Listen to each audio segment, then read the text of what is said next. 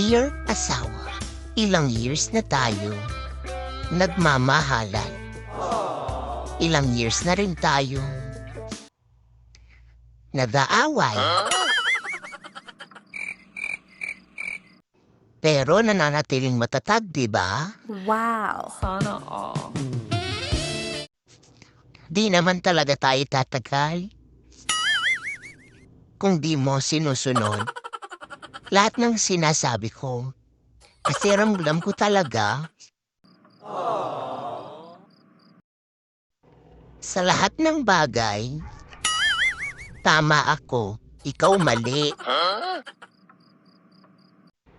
Basta lagi mo tatandaan, kahit araw-araw pa tayo mag-away, tandaan mo, Wow. hindi ako magpapatalo.